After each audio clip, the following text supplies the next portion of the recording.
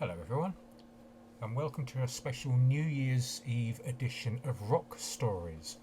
Now, today I'm going to talk about the top 10 new minerals from 2021. So, without further ado, let's go through and have a look at some of these new minerals and my favourite top 10 of the new minerals that were approved this year. First is whiteite IMA2021. Well, it's probably pronounced it whiteite manganese, but I think IMA2021 sounds a little more interesting. So whiteite is a mineral which is a phosphate mineral, and it's an aluminium phosphate hydroxide with water. Now there are three positions. The first three positions here, 1, 2, 3, can hold different elements, manganese, iron, etc. And depending on which elements are in each position, you get a different mineral. And they have now discovered whiteite MnMnMn, where there's manganese 2+ in each of those three positions. Previously, it was only found in 1 or 2. So, new mineral, even though it's just really a kind of update of an existing one, I suppose you could say. And whiteite, as you may know, is named after John S. White, who was the curator at the Smithsonian in the US, and also founded the magazine The Mineralogical Record. So he's a very worthy person to have a whole group of minerals named after him. So let's have a look at some of these just quickly here. So what I suspect, and I don't know for certain, is that some of these may well have been previously posted under one of the other names and have been reanalyzed now and have been found to be this new mineral. So from the Foot Lithium Company mine in North Carolina, it's a beautiful framework here.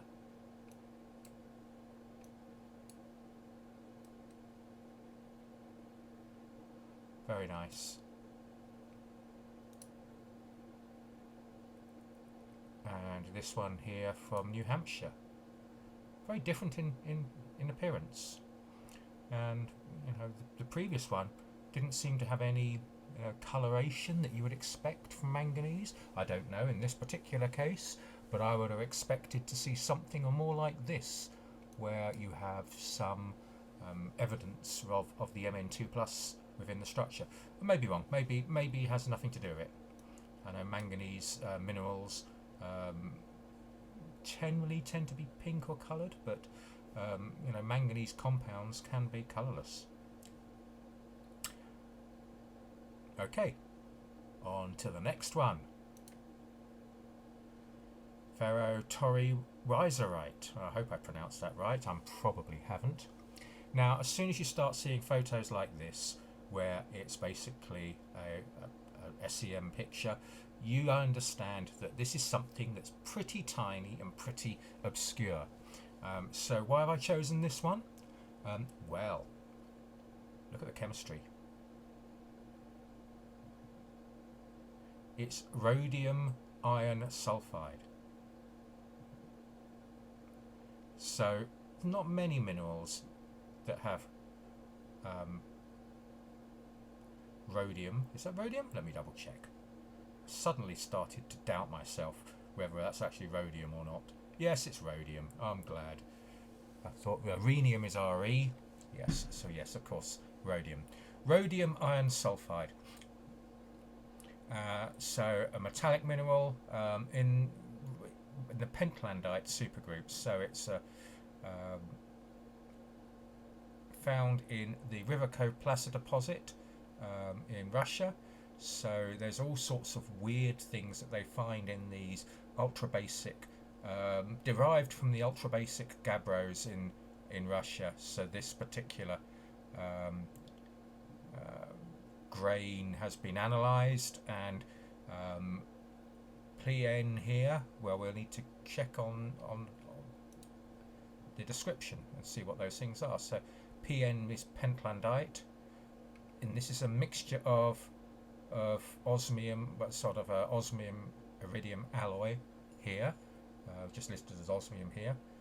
IFPT here is isoferroplatinum, and then this grain here, this grayer grain here, is the Ferrotorryweiserite, and as you can see, that's 10 micrometers. So if we stretch this out, nice little, I should remove that, so it gives you some idea that it's 23 to 25 micrometers across.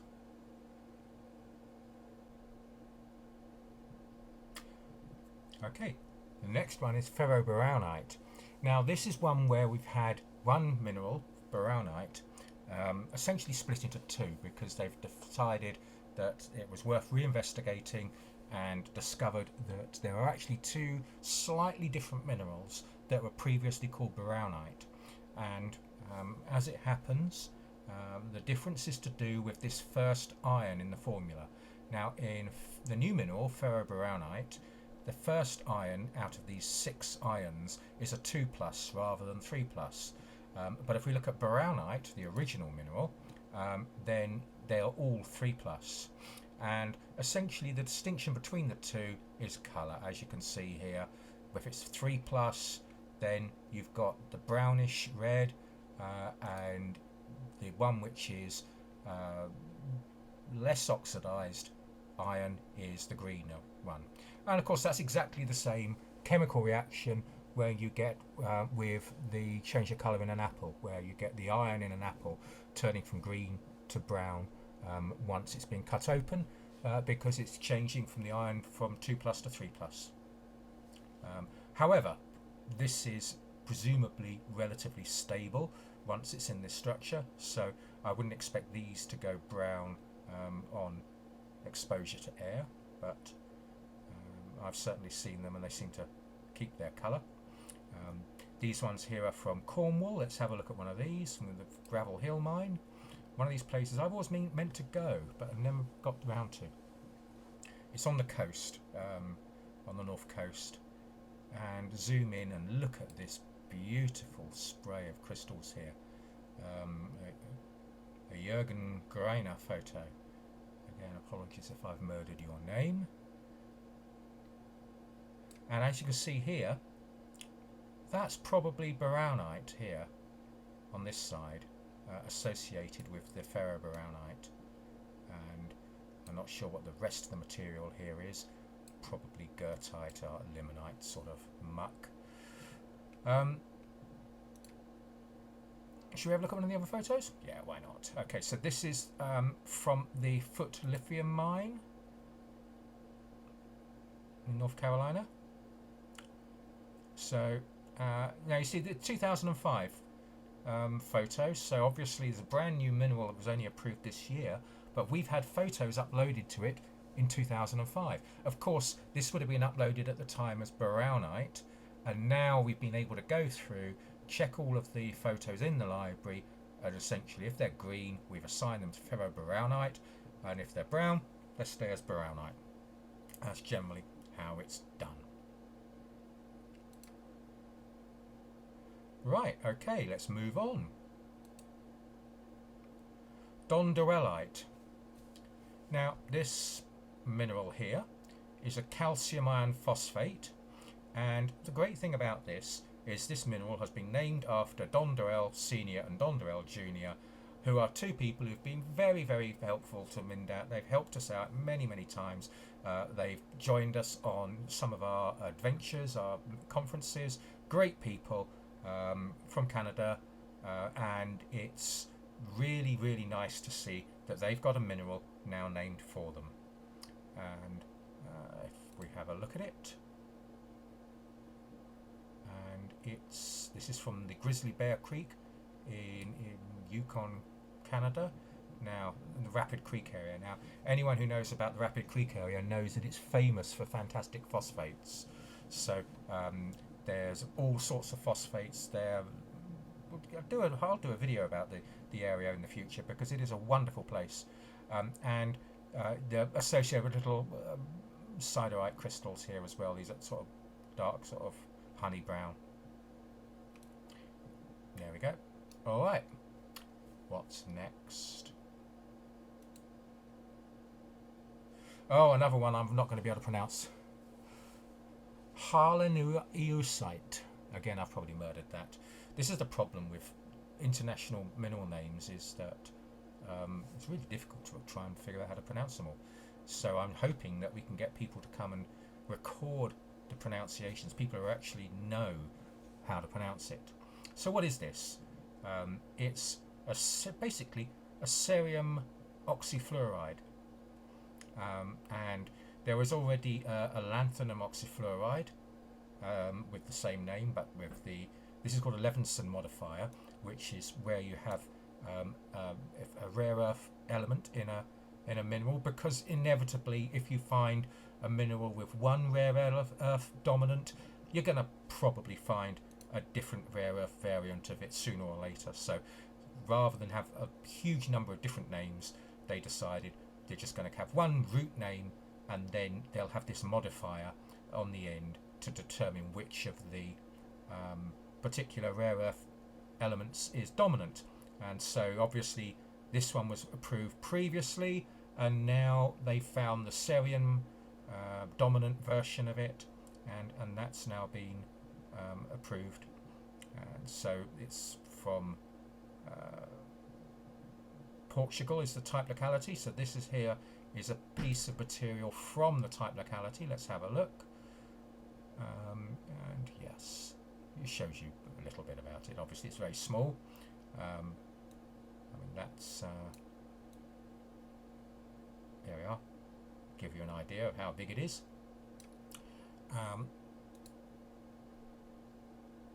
Let's go back and have a look at the other one. This one is looks a little bit prettier, but it's a mixture of a variety of different rare earth minerals here, forming this yellowish crust, along with a little bit of brokenite, the green here.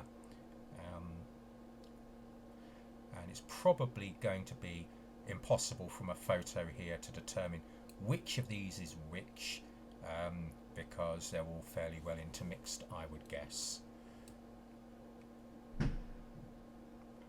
Apologies for the noises, it's getting towards New Year, so I better hurry up. Got 13 minutes left before the end of the year, and the fireworks are going off already, of course. So yes, I've got nothing more exciting to do on my new year than to record for you about the minerals of 2021. Okay, Betzite.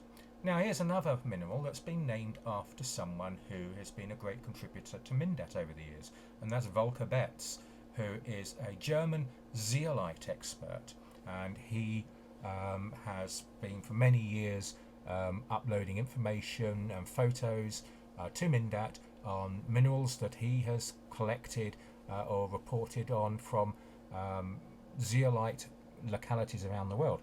Now, in this case, this new mineral, Betzite, which is in the cancrinite group, is not a zeolite, but it's found in an environment where zeolites are also found. In this case, it's the Belleberg volcano, and so anyway, he's justly deserves having a mineral named after him. Let's go and have a look at one of these.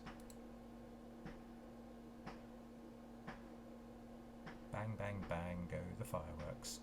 Look at this. This is beautiful, isn't it? Beautiful. Alright, okay. Now, let's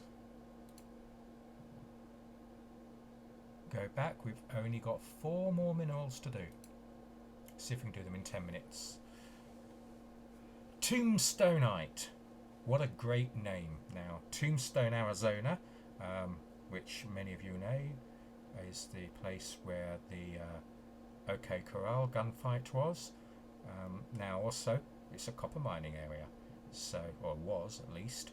So, the Grand Central Mine in the Tombstone Mining District is the place where this particular mineral was found, with this ridiculously crazy formula here. Which is calcium, lead, copper, tellurium, so it's a tellurate, tellurite, is it? It's a selenite, sulfate with water. So all the weird stuff joined together to produce these green crystals. Let's have a look at them. Wow, those are very, very nice. Look at that. I mean, obviously, again, they're tiny. That's 0.1 millimeters. But the colour, glorious, glorious. I mean, you tend to get that with when you have transition metals like copper and lead mixed in with, well, lead's not transition, copper mixed in with arsenates and, or in this case, tellurates and selenates. You tend to get some pretty nice colours. Oberwolfachite. Now, this is another new mineral, another interesting combination of elements. Strontium, iron, arsenate, sulfate, from the famous Clara mine, I can see, and also from another mine in France. So this is another one of these cases where they've found material which they've presumably looked at over the years, and they've been able to classify it based on the material from two different localities at once. So it has a co-type locality. Normally minerals tend to have a single locality as the type locality where it was first described from, but in this case it's got two. And let's have a look. So from the Clara mine in Germany. So obviously, again, this is really, really tiny, and you're getting a lot of optical effects here on the photo. So this is, again, sort of just 0.2 millimeters across there. And let's go back and have a quick look at the other one. And let's choose, I don't know, this one here might work. So yeah, bigger crystals here. Those are 0.5 millimeter, and you can see the morphology. These sort of yellow platy crystals, and obviously now a brand new mineral from two localities. Right, that was number 3. What's number 2? Goldhillite. Now, this is a mineral that's named again after the Goldhill mine in Utah. Now, this is the arsenic analogue of capuchite and in part Philipsburgite. So let's have a look at some of these. So first of all, it's copper, zinc, arsenate, and the type locality, as I said, was in Utah, but clearly it's also found in the Clara mine again. Well, there's a lot of things that come from the Clara mine. It is the locality with the greatest number of mineral species from a single place. And oh, look at those beauties. Look at those. Again, we've got photos that have been uploaded very much earlier than the approval. This tends to be what happens when you get a mineral that everybody knows exists, but it just needs to go through the formal process and formally approved before they can all be given a proper name.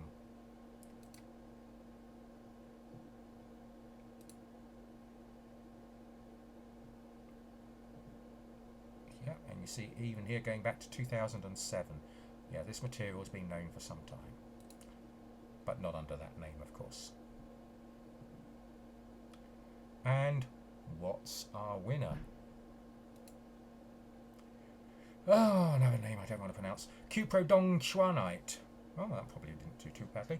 Yeah, there's two new minerals from the Dongchuan district in China, Dondoellite and Dondoellite. Now, apparently, these came out of a single pocket or a single area in the mine, and they've been sold recently.